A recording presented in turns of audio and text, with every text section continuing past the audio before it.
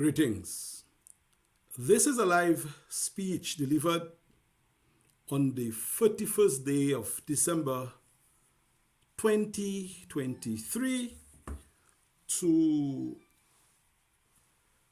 deal with my analysis of Dominica's Electoral Reform Consultative Process. This speech, of course, comes after many years of discussions about electoral reform on the island, dating back to 2009. I won't be necessarily dealing with the politics of the process, but the consultation aspect of it. And as such, my presentation is titled Dominica Electoral Reform, the Consultative Process,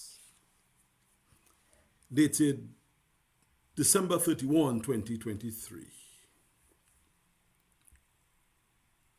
Two main points remained with me following Dominica's electoral reform excursion. One, members of the Dominica Electoral Commissions were mere spectators throughout.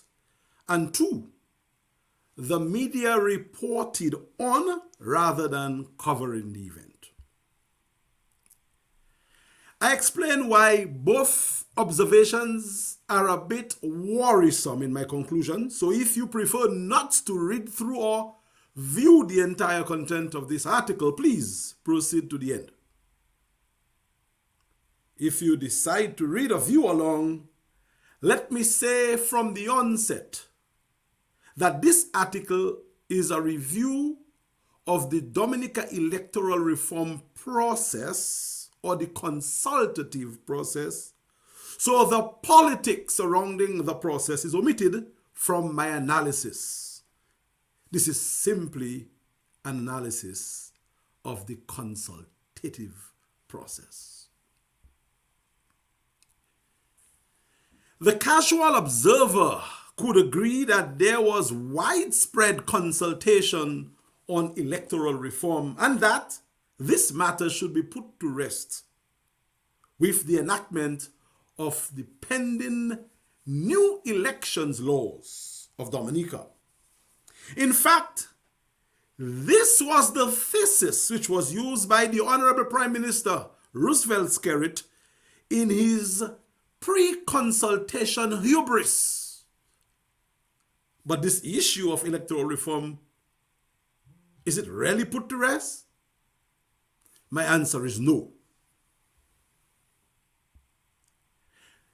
Prime Minister Skerrit is mentioned here because he stood out as the major player during the reform consultation.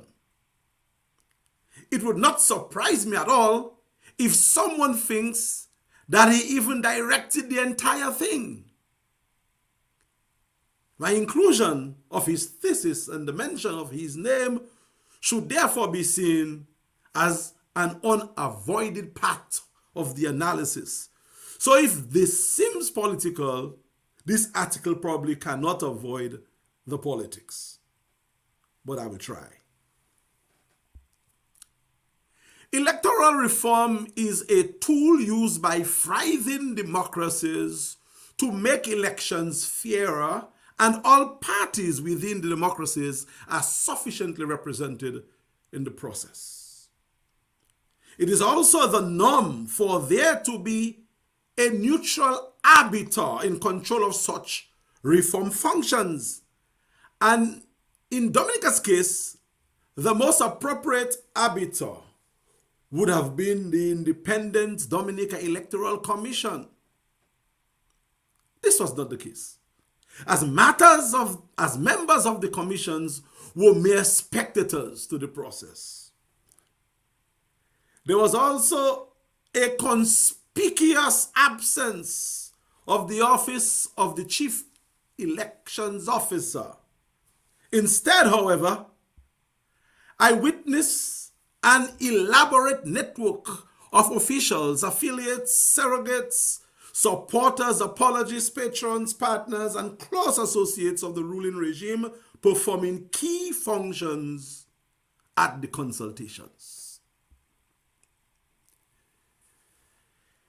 elements and operatives of the electoral machinery of the majority function of the majority factions in Dominica's government branded the reform process.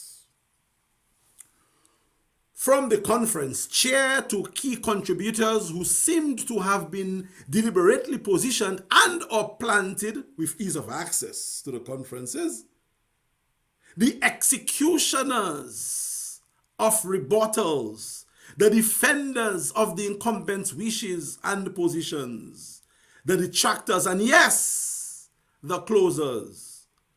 This Dominica Electoral Reform Consultative exercise was carefully staged and exquisitely marshaled by the elite team of actors. There are many observations. While there were consultations, the consultations overwhelmingly reflected the wishes of one group over all other. The fear is that this one-sided affair had characterized the process, and soon this one-sidedness may become the law of the land. And when that happens, one-sidedness or one political mainstream interest or one group, and some may even say the ambitions and legacies of one man, will receive complete and biased protection of the law. It is one thing to be able to operate in a one-sided advantage. It's another thing when that advantage becomes the law. From the look of things, the Dominica Electoral Reform process and the consultations have paved the way for the legalization of vexing and questionable irregularities in Dominica's electoral political systems and processes. The possible advantage for the incumbent will certainly pose grave problems for electoral fairness in future elections. Representatives of organizations, some of which had previously observed the Dominica's electoral process and had clamored for reform to be done, also observed the consultative exercise. This means that they saw firsthand what I saw and should provide a summary of the observation sometime in the future. I await with bated breath, especially since such reviews are expected to be unbiased and fair. Like me, I hope the observers would have seen the consultative process of Dominica's electoral reform function lacking the fairness, although there was a reflection of it, but the underpinnings of Dominica's electoral reform possess functional makings of bias and unfairness in a matter that makes it fundamentally fixed in favor of the dominant incumbent view. It is my view as well that the reform process was fluent and unimpeded. The operation was businesslike. It seemed fair. People were relatively free to express their views. The major geographical districts were all covered. Key sectors of the Dominican society were invited to contribute. The overseas Dominicans were granted multiple opportunities to participate. Events were broadcast via traditional and social media for all to see. The spectacle of reform permeated important places and spaces. While all the aforementioned are true, the process in all actuality funneled into the interests of one group, as has been previously observed. The general sense of goodwill which was observed throughout the consultative process was shrouded in sentiments of semantics and grandstanding. The process was sophisticatedly subtle, with an obvious imposing presence of the machinery of state that steered advantage towards a particular direction. The process was carried out by people of influence in a low-pressure manner with high-stake antics geared at gaining domination or dominion over the entire system. The process allowed for a quiet disquiet which would drown out opposing narratives and advance the preferred views which were offered by the mainstream Dominican electoral reform narratives brokers. The process was tactical, strategic, and clever, not too clever at times, which allowed for the dismissal and purging of any semblance of resistance. And I can attest to that. I personally experienced it. Experts and professionals were deployed and remained at the ready throughout the process to redirect the outlier narratives. Everything which needed to be challenged was challenged, and the record will show that one narrative was louder than any other, that of the incumbent power holders. The incumbency was overwhelmingly the winner of Dominica's Electoral Reform Consultative Process. Let me reiterate that the entire reform process was well orchestrated and expertly executed, which threw cold water in the face of any opposing pushback, any retaliation, and/or protest. It is interesting to note, however, that the electoral reform, which is the most fundamental pillar of electoral systems and one of the leading tenets of healthy democracies, generally brings sides together. This Dominica Electoral Reform Consultative exercise didn't. It certainly did not. It tore the citizens of Dominica further apart. Because of the non-politics pledge of this essay or statement, I will not cite where, when, and how electoral reform became a partisan political matter. I will not elaborate on the timing and the symbolism of the strategic posturing and nomination of the Kalinago citizen, Sylvia Burton, now Her Excellency, the President of Dominica, as the presidential candidate to replace His Excellency, Mr. Charles Angelus Afre, then President of Dominica. This happened on the eve of the Kalinago Territory District consultation, and it can't be assumed, or probably it should be assumed, or probably it may not be assumed, that this was deliberate. And a lot of thought went into the decision and that particular declaration.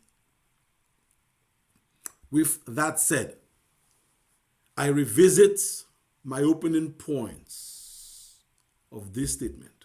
1. Members of the Dominica Election commission were mere spectators throughout, and two, the media reported on rather than covering the event. The point has been made on point one throughout the article.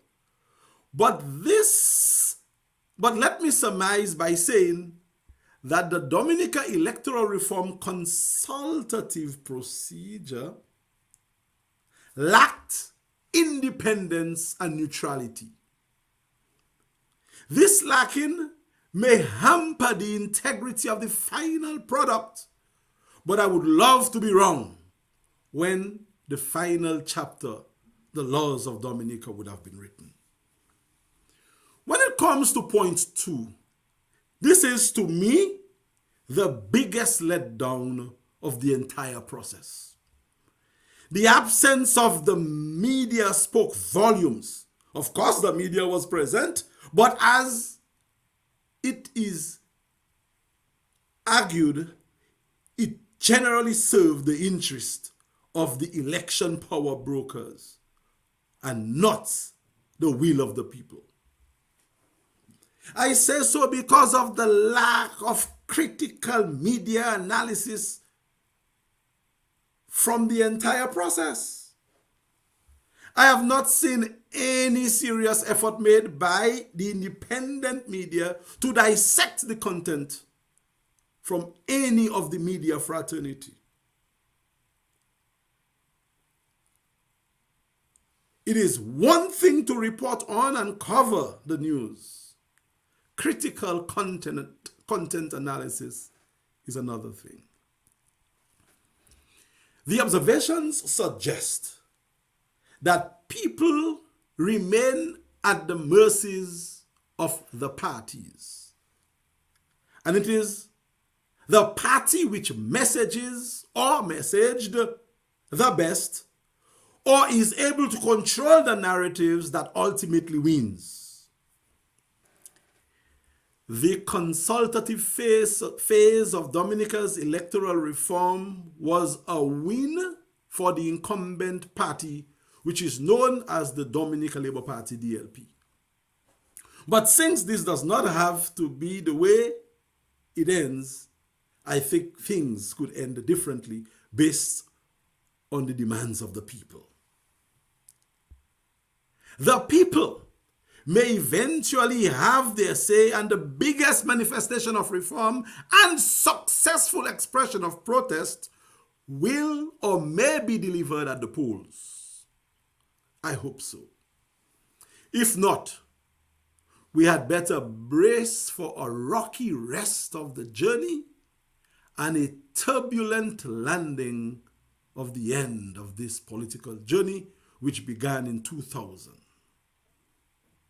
And this journey will come to its inevitable end. May the spirits of real unity, cooperation, and progress prevail in this time of great doubt in our country's progressive future. I thank you for your time, and I look forward to your engagements now and in the future.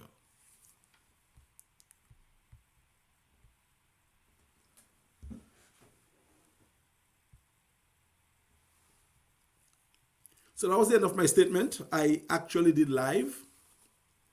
I do not expect there to be much reactions or interaction now, because this was just delivered, and I would expect serious people to analyze at least what I said and try to have a conversation or a discussion going forward.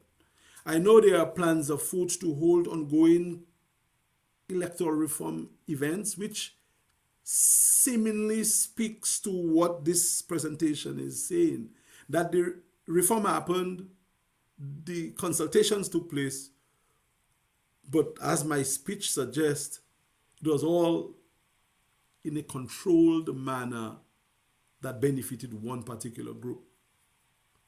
And some may argue, as I said in the speech, an individual's legacy.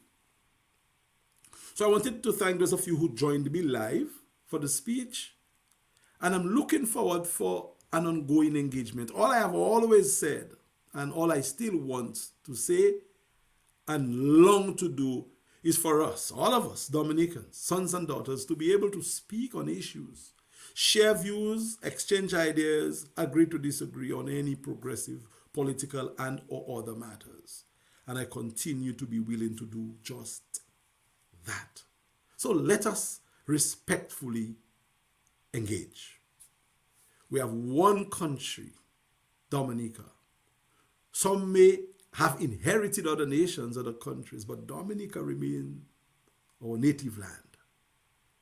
And it is our remit to protect Dominica and everything that she represents.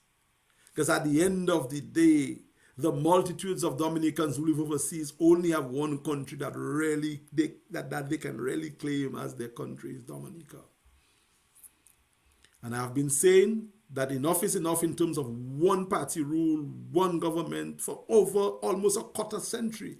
It cannot be right, and the people who support the party in office know that to be the case. And I know that they are waiting for a more suitable group to replace that group. Fine, but we have to make a move.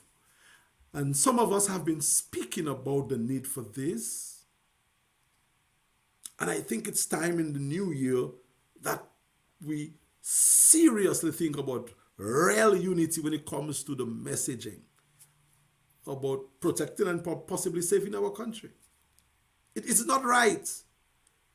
It will not end well if this incumbency continues in perpetuity. It's already too late, too long. A quarter century of control of power is a perfect foundation for a perfect political storm. You cannot give one group power for so long in a democracy and still have a healthy democracy. So I'm not against the people in office. I am just a defender of Dominica.